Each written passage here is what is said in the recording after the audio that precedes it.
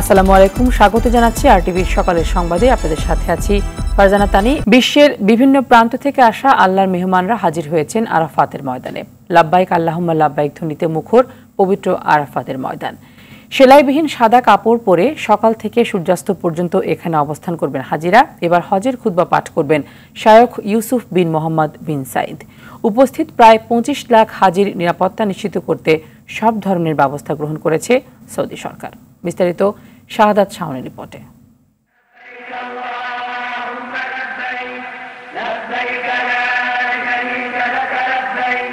লাব্বাইক আল্লাহুম্মা লাব্বাইক ধ্বনিতে মুখরিত গোটা আরাফাতের ময়দান। হজের মূল আনুষ্ঠানিকতায় অংশ নিতে ফজরের পর থেকে আরাফাত ময়দানে সমবেত হতে শুরু করেন হাজিরা। এখানে সূর্যাস্ত পর্যন্ত অবস্থান করবেন তারা।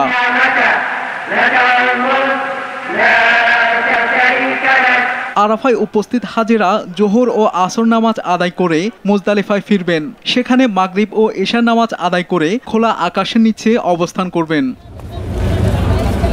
বিশ্বের বিভিন্ন প্রান্ত থেকে 20 লাখ হাজি সহ মোট প্রায় 25 লাখ মুসলমান এবার হজ করার সুযোগ পেয়েছেন। হজের খুতবা পাঠ করবেন মসজিদুল হারামের ইমাম ও খতিব শাইখ ডক্টর মাহির বিন হামাদ বিন মোয়াক্কাল আল মুয়াক্কিলি। এবার হজের খুতবার অনুবাদ প্রচার করা হবে বাংলা সহ বিশ্বের 50টি ভাষায়। 10 জিলহজ রবিবার মুজদালিফায় ফজর নামাজ আদায় করে মিনায় যাবেন হাজিরা। মিনায় শয়তানকে পাথর নিক্ষেপ করার পর কোরবানিতে অংশ নেবেন তারা। পরে হাজিরা মসজিদুল হারামে গিয়ে কাবা শরীফ 7 বার তাওয়াফ করে আবার মিনায় অবস্থান করবেন। এভাবে হজের আনুষ্ঠানিকতা শেষ হবে। শাহাদাত শাওন, আরটিভি। দর্শক, হজের আনুষ্ঠানিকতা জানাতে সৌদি আরব থেকে সরাসরি আমাদের সাথে যুক্ত হচ্ছেন সহকর্মী হানিস সরকার। হানিস, শুনতে পাচ্ছেন নিশ্চয়ই? আমাকে একটু জানাবেন যে আজকে হজের আনুষ্ঠানিকতা কি কি রয়েছে, সবকিছু মিলে বিস্তারিত। জি, ধন্যবাদ ফারজানা তানি আপনাকে। আসলে আপনি যা বলেছেন, আপনারা জানেন ফজরের নামাজের পর থেকে কিন্তু লাব্বাইক আল্লাহুম্মা লাব্বাইক ধ্বনিতে কিন্তু আমাদের সম্মানিত লক্ষ লক্ষ হাজিগণ বর্তমানে অবস্থান করছেন আরাফাতের মাঠে। আসলে আরাফাত মাঠে তারা আজকে জুহর এবং আসরের নামাজ একসাথে আদায় করে তারা কিন্তু সূর্য অস্তের সাথে সাথে কিন্তু তারা চলে যাবেন মুজদালিফার উদ্দেশ্যে। মুজদালিফাতে গিয়ে কিন্তু তারা কঙ্কর সংগ্রহ করে কিন্তু ফজরের নামাজের পর তারা রওনা দিবেন মিনার উদ্দেশ্যে। মিনাতে এসে কিন্তু তারা কঙ্কর নিক্ষেপ করবে শয়তানকে এবং পশু পানি দিবেন। আপনাকে যদি জানিয়ে রাখি, আমাদের সম্মানিত হাজিগণ কিন্তু অনেক ভালো আছে এবং গতকালকে কিছু হাজি আপনার অসুস্থ হয়ে গেছিল গরমের জন্য, এবং সৌদি সরকারের পক্ষ থেকে কিন্তু নিষেধ করা হয়েছে যাতে তারা গরমের মধ্যে কেউ বাইরে না যায়। বর্তমানে আরাফাতের মাঠের মধ্যে পানি নিক্ষেপ করতেছেন। এবং আরেকটি জিনিস আমি আপনাকে জানিয়ে রাখি, এ পর্যন্ত কিন্তু আমাদের বাংলাদেশে প্রায় 16 জন হাজি মৃত্যুবরণ করেছেন। আর কিছু হাজি আজ বর্তমানে অসুস্থ অবস্থা আছে। যাদের বেশি অসুস্থ তাদেরকে কিন্তু তারা অ্যাম্বুলেন্সের মাধ্যমে তাদেরকে কিন্তু হজ করানোর সুযোগ করে দিচ্ছে সৌদি সরকার এবং বাংলাদেশ কনসুলেটের পক্ষ থেকে। তা আজকে কিন্তু আমাদের তাপমাত্রা বেশি থাকবে বিধায় কিন্তু সবাই আবহাওয়া বার্তা থেকে জানিয়েছে যাতে তারা বিনা কারণে যাতে তাঁবুর বাইরে না যায়। হেফার জানা এই ছিল সৌদি আরব থেকে সর্বশেষ তথ্য। ধন্যবাদ আপনাকে। জানাবো অন্যান্য প্রসঙ্গ। ঈদ যাত্রায় ভোর থেকেই যে যেভাবে পারছে রাজধানী ছাড়তে শুরু করেছে। চতুর্থ দিনে বাড়ছে মানুষের ভিড়। ট্রেন, বাস, লঞ্চে ঢাকা ছাড়ছেন লাখো মানুষ। সকাল থেকেই কমলাপুর থেকে সবকটি ট্রেনই সময় মতো ছেড়েছে। এছাড়াও সকাল থেকে ভিড় রয়েছে বাস টার্মিনালগুলোতেও। রাজধানীর গুলিস্তান, মহাখালী, গাবতলী, সায়দাবাদ বাস টার্মিনাল সহ বেশিরভাগ দূরপাল্লার বাস কাউন্টারে ভিড় করছেন যাত্রীরা। তারা জানিয়েছেন স্বজনদের সঙ্গে ঈদ উদযাপন করতে ভোরের আলো ফোটার আগেই ঘর থেকে বেরিয়েছেন তারা। সদরঘাট লঞ্চ টার্মিনালেও রয়েছে উপচে পড়া ভিড়।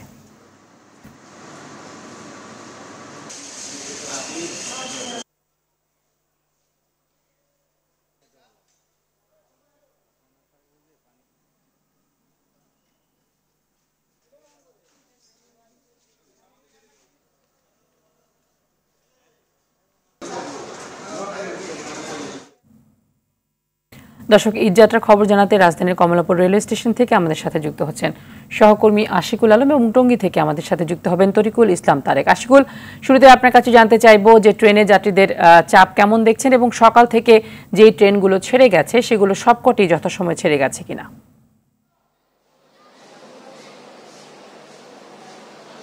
তানি, ধন্যবাদ আপনাকে। আমি ঠিক যে জায়গাটিতে দাঁড়িয়ে আছি ৩ নম্বর প্ল্যাটফর্মের পঞ্চগড় এক্সপ্রেস ট্রেনটি, আপনাকে যদি একটু দেখানোর চেষ্টা করি যে ট্রেনের ভেতরের যে পরিস্থিতি, বেশ কয়েকটি বগিতে কিন্তু আমরা দেখছিলাম যে যাত্রীরা এখান থেকেই, ঠিক কমলাপুর স্টেশন থেকেই কিন্তু তারা খুব প্রতিযোগিতামূলক একটা অবস্থার মধ্যে থেকেই তারা যাত্রা শুরু করেছেন এবং পরবর্তী স্টেশনগুলোতে পরিস্থিতিটা ধীরে ধীরে আরো বেশি অস্বস্তিকর হবে এবং আমরা এমনটাই কিন্তু দেখছি। এবং এরই মধ্যে কিন্তু আমরা দেখেছি যে ট্রেনের এখনো পর্যন্ত ছাদে না উঠলেও দরজার মধ্যে কিন্তু প্রচুর সংখ্যক মানুষ দাঁড়িয়ে আছেন এবং ভেতরে প্রবেশ করার মতো অবস্থা নেই। এবং আরেকটি বিষয় জানিয়ে রাখি তানি আপনাকে, যে সকাল থেকে যে কটি ট্রেন ছেড়ে গিয়েছে সবগুলো ট্রেনই কিন্তু সময় মতো ছেড়ে গিয়েছে, কোনো শিডিউল বিপর্যয় বা কোনো বিলম্ব ছিল না এবং সেক্ষেত্রে কিন্তু একটা স্বস্তি আছে। কিছু কিছু যাত্রী যেমনটা অভিযোগ করছিলেন যে টিকিট আসলে অনলাইনে না পাওয়া গেল কালোবাজারিদের কাছ থেকে তারা টিকিট নিয়েছেন এবং সেই ক্ষেত্রে 1100 টাকার টিকিট তাদেরকে 2200 টাকা থেকে 2500 টাকা দিয়ে তাদেরকে কিনতে হয়েছে, এরকম কিন্তু অনেকে অভিযোগ করেছেন। এবং যারা যাত্রা করছেন যদিও অস্বস্তিকর, কিন্তু তারা অনেকেই বলছিলেন যে শেষ মুহূর্তের যে পরিস্থিতিটি, যখন আত্মীয় স্বজনদের কাছে তারা পৌঁছান স্বজনদের কাছে, তখন সেই উচ্ছ্বাস আসলে প্রকাশ করার মতো না, এরকমটা কিন্তু অনেকেই আমাদেরকে বলছিলেন। তবে আমরা যেটুকু জেনেছি, রেলওয়ে কর্তৃপক্ষ যেমনটা বলছেন যে ঈদ যাত্রাকে যতটা ভোগান্তি মুক্ত করা যায় সেই ক্ষেত্রে তাদের চেষ্টা অব্যাহত রয়েছে। তবে শেষ পর্যন্ত কিন্তু এই যাত্রায় আমরা দেখি যে ট্রেনের ছাদ থেকে শুরু করে সব জায়গায় কিন্তু প্রচুর সংখ্যক মানুষ এই ঢাকা ছাড়তে থাকেন। তো এখনো পর্যন্ত ওরকম কোনো দুর্ঘটনা বা কোনো ধরনের যাত্রীদের যেসব বিড়ম্বনা রয়েছে সেগুলো নিয়ে আসলে সুনির্দিষ্ট অভিযোগ থাকলেও সেগুলো নিয়ে আসলে তারা শেষ পর্যন্ত স্বস্তি প্রকাশ করেন। তানি, আপনাকে জানিয়ে রাখি যে কিছুক্ষণ পরেই কমলাপুর স্টেশনের এখানে একটি ব্রিফ হবে এবং সেখানে আজকে কি পরিমাণ যাত্রী যাতায়াত করবেন এবং তাদের যে প্রতিদিন যে 69টি ট্রেন ঢাকা থেকে ছেড়ে যায় এবং 69টি ট্রেন ঢাকায় আসে, সেই হিসাবে 168টি ট্রেন চলাচল করে। এই চলাচলের ক্ষেত্রে যাতে কোনো প্রকার বিলম্ব না হয় এবং প্রতিটি ট্রেন যাতে সময়মত ছাড়তে পারেন সেই বিষয়গুলো নিয়ে তারা একটি ব্রিফ করবে এবং সেখানে আরও বিস্তারিত তথ্য জানা যাবে। তো তানি, এই ছিল কমলাপুর রেলওয়ে স্টেশন থেকে। এখন আমাদের সাথে যুক্ত হবেন গাজীপুরের টঙ্গী রেলওয়ে স্টেশন থেকে তরিকুল ইসলাম তারেক। আমরা তারেকের কাছ থেকে জানবো যে ঢাকা ছাড়ার পরে সেখানে ট্রেনের পরিস্থিতিগুলো কেমন হয়, আসলে যাত্রীদের ভোগান্তি কতটুকু থাকে। তারেক, আমাদেরকে জানাবেন।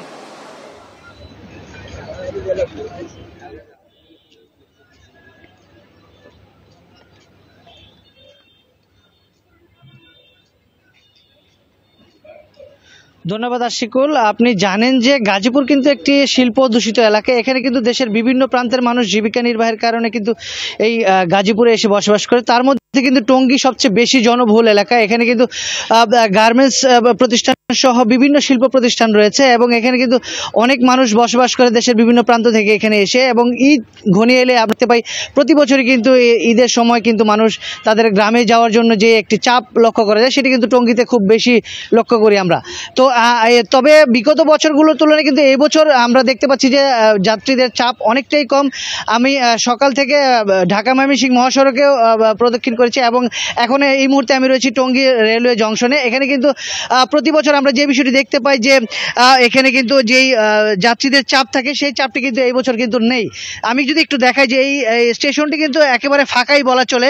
সকাল থেকে বেশ কয়েকটি ট্রেন এখান দিয়ে দেশের বিভিন্ন প্রান্তের উদ্দেশ্যে রওনা হয়েছে এবং আমরা দেখতে পেয়েছি যে এই বছর কিন্তু যাত্রীদের চাপ অনেকটাই কম।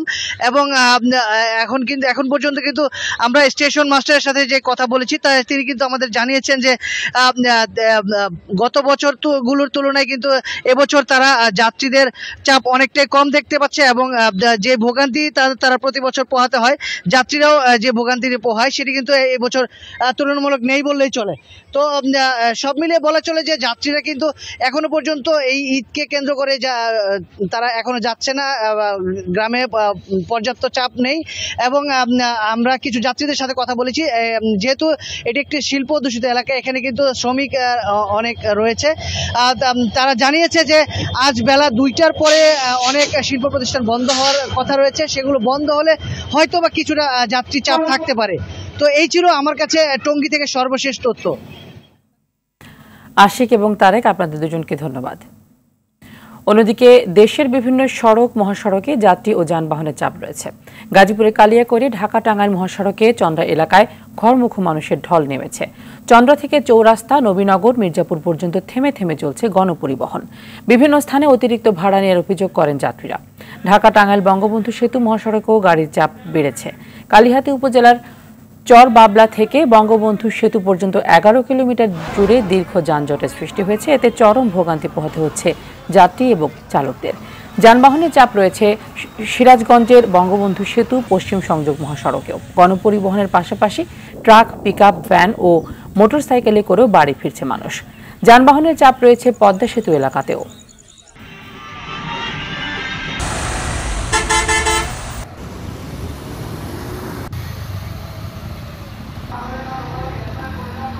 পোস্তগোলা দিয়ে আসছি, কোথাও জ্যাম পাইনি, আর আমরা জুরাইন থেকে আসছি, যাব ফরিদপুর রাজবাড়ী। ঢাকা আজিমপুর থেকে আসলাম আর কি। তো আসার পথে রাস্তা খুব ভালো ছিল, শুধু জুরাইন ফ্লাইওভারে একটু জ্যাম ছিল আর কি। সমস্যা এখানে আমরা গাড়ি পাইতেছি না, আবার গাড়ি পাইলেও ভাড়া বেশি নিতেছে। অনেকদিন পরে দেশে যাচ্ছি, আমরা গাড়ি পাচ্ছি না, ভাড়া বেশি নিতেছে। থেকে এবার ভাড়া প্রায় 3 থেকে 4 গুণ নিচ্ছে এবং গাড়ি খুবই সংকট।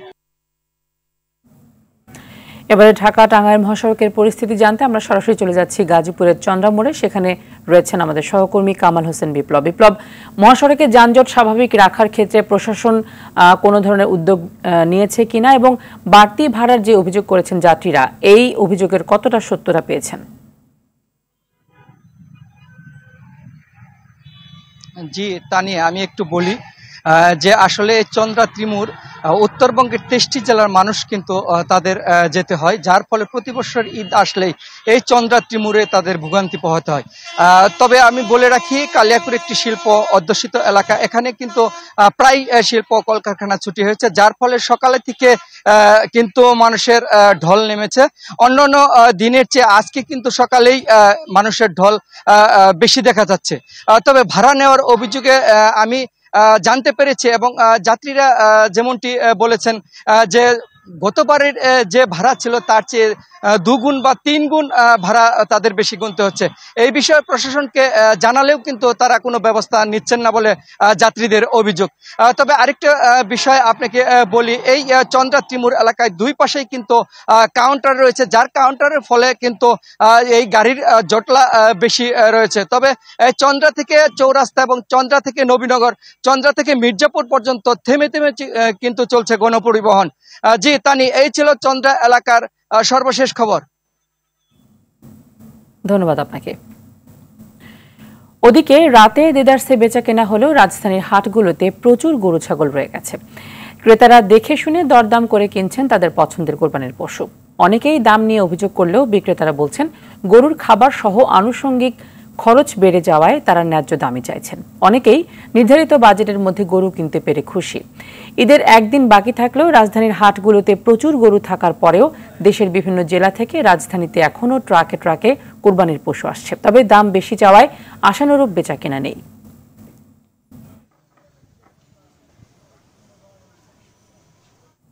দর্শক, রাজধানীর তেজগাঁও পলিটেকনিক মাঠে রয়েছেন সহকর্মী এর বাদল, সরাসরি চলে যাচ্ছে সেখানে। বাদল, কোরবানির পশুর হাটে বাড়তি দাম চাওয়ার অভিযোগ রয়েছে, এটি আসলে কতটা সত্য এবং সবকিছু মিলিয়ে বেচাকেনা কেমন দেখছেন? সবকিছু মিলিয়ে বেচাকেনা বেশ ভালো জমে উঠেছে। এই যে পলিটেকনিক হাট তেজগাঁয়ের, এই হাটে 7টি হাসিল ঘর রয়েছে। আমরা খোঁজ নিয়ে জেনেছি গত পরশু থেকে আজ পর্যন্ত প্রায় 1000 গরু বিক্রি হয়েছে এবং গতকাল রাত থেকে এই চাপটা বাড়তি ছিল। এখানে দেখতে পাচ্ছেন যে প্রচুর গরু রয়েছে, অনেকে দূর দূরান্ত থেকে গরু নিয়ে এসেছেন, অনেকের কেউ 10টি 20টি সাধ্য মতো গরু এনেছেন। অনেকের বিক্রি হয়েছে অর্ধেকের মতো, অনেকের এখনও বিক্রি হয়নি। এখানে একজন বিক্রেতা রয়েছে, তার কাছে একটু জানতে চাইব এই যে কালো যে গরুটি, সাদা কালো লাল ছোপ যে গরুটি, এই গরুটির আসলে দাম কত চাচ্ছেন? দাম হচ্ছে 220। আমরা দেখলাম একজন ক্রেতা, আপনি যখন দাম বললেন, দাম শোনার পরে উনি চলে গেল, তো আপনার কি মনে হচ্ছে না যে দাম একটু বেশি চাওয়া হয়ে গেছে? একটু বেশি আমরা চাই, তো একটু বেশি না চাইলে তো বেচা হয় না। এই গরুটা আসলে ছাড়বেন কত হলে? 50-60 এভাবে ছাড়া নিয়ে যেতেছে। কতগুলো গরু আপনি এনেছেন? আমি 3টে আনছি, আর আমার ভাই আনছে, বাসি জামাই আনছে। এই যে এই গরুটার আসলে দাম কেমন? এই গরুটা 1,80,000 চাইতেছি, এরা 40, 45, 50 হলেই বেচুন। এইটা আপনার কেনা কত? কিনা ছিল 1,10,000, তারপরে খাওয়াইছি 40,000। আমার 50,000 পড়ছে। হ্যাঁ, একজন ক্রেতা এসেছেন, গরু দেখছেন, দেখছেন যে গরুর আসলে সাইজ অনুযায়ী বিক্রেতারা তাদের যে নিয়ে আসার খরচ এবং এখানে রাখার খরচ এবং যে কয়দিন লালন পালন করেছেন সেটি মিলিয়ে তারা বলছেন যে আসলে তাদের যে ন্যায্যতা সেই অনুযায়ী আসলে দাম চাচ্ছেন, কিন্তু ক্রেতারা এই দামে সন্তুষ্টি নয়। ক্রেতারা ঘুরে ঘুরে দেখছেন এবং যদি দরদামে মিলছে তবে তারা কিনছেন। আমরা আরেকটা গরু একটু দেখাতে চাই। এই গরুটা আসলে কত?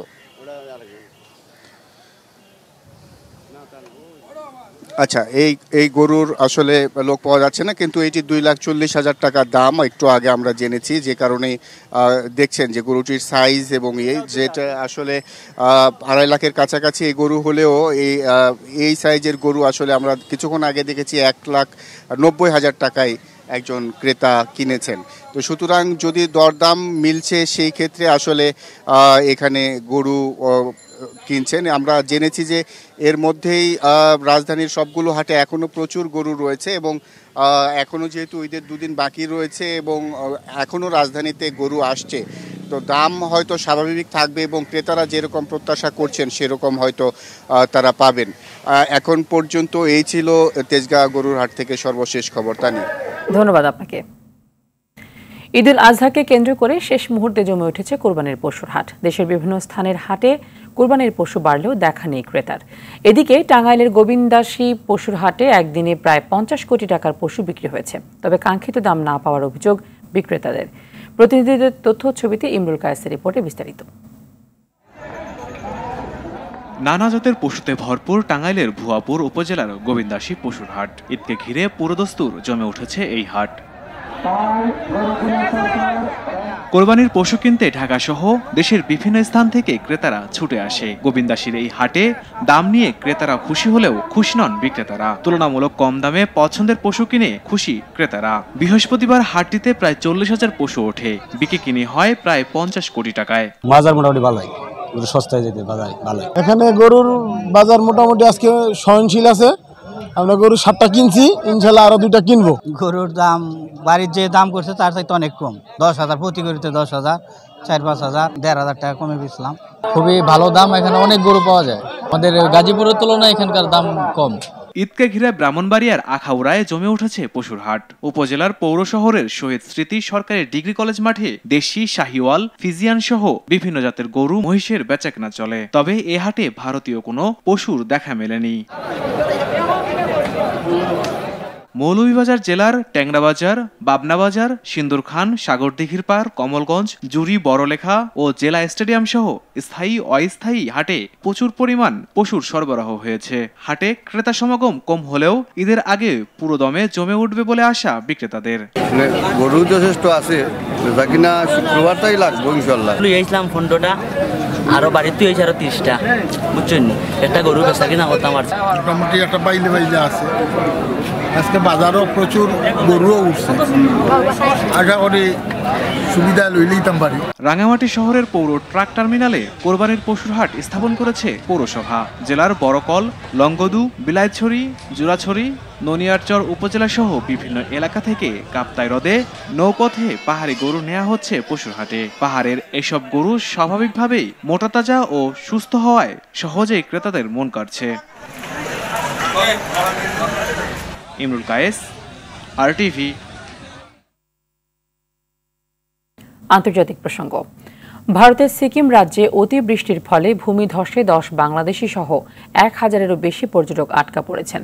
শুক্রবার পর্যন্ত টানা 36 ঘন্টার ভারী বর্ষণে রাজ্যের কালিম্পং জেলার অনেক জায়গা পানির নিচে তলিয়ে গেছে। ধস নেমেছে বহু পাহাড়ি রাস্তায়। সেই সঙ্গে যোগাযোগ বিচ্ছিন্ন হয়ে গেছে উত্তর সিকিমের লাচুংয়ের সঙ্গেও। এছাড়াও মাঙ্গান জেলায় ভূমিধসে নিহত হয়েছেন 6 জন। এমন বিপর্যয়ের মধ্যে আটকে পড়া পর্যটকদের সড়ক ও বিমান পথে উদ্ধারের চেষ্টা চলছে বলে জানায় দেশটির স্থানীয় প্রশাসন। এদিকে অতিবৃষ্টির ফলে তিস্তার পানি বেড়েছে, তবে পরিস্থিতি এখনও বিপদসীমা অতিক্রম করেনি বলে জানায় স্থানীয় প্রশাসন। ইসরায়েলি বিমান হামলায় শুক্রবার অবরুদ্ধ গাজা উপত্যকায় শিশুসহ 25 ফিলিস্তিনি নিহত হয়েছেন। এছাড়া আহত হয়েছেন আরও 30 জন। তবে এই হামলায় 2 ইসরায়েলি জিম্মিও নিহত হয়েছে বলে জানায় ফিলিস্তিনের স্বাধীনতাকামী গোষ্ঠী হামাসের আল কাসাম ব্রিগেড। এদিকে ফিলিস্তিনের অসহায় মানুষের জন্য পাঠানো মানবিক ত্রাণবহরে হামলার জেরে ইসরায়েলের একটি সংগঠনের উপর নিষেধাজ্ঞা আরোপ করেছে যুক্তরাষ্ট্র। সাউথ 9 নামের এই সংগঠনকে গেল শুক্রবার নিষেধাজ্ঞার তালিকাভুক্ত করে মার্কিন অর্থ মন্ত্রণালয়ের বিদেশি সম্পদ নিয়ন্ত্রণ কার্যালয়। সংগঠনটির বিরুদ্ধে ত্রাণের চালানে বাধা দেওয়া ও ত্রাণ সামগ্রী ক্ষতিগ্রস্ত করার অভিযোগ রয়েছে। সকালের সংবাদ এই পর্যন্তই। সবশেষ সংবাদ জানতে যে কোনো মোবাইল ফোন থেকে 2414 ডায়াল করুন। মধ্যাহ্নের সংবাদ দুপুর 12টায় দেখার আমন্ত্রণ রইল। ধন্যবাদ সবাইকে।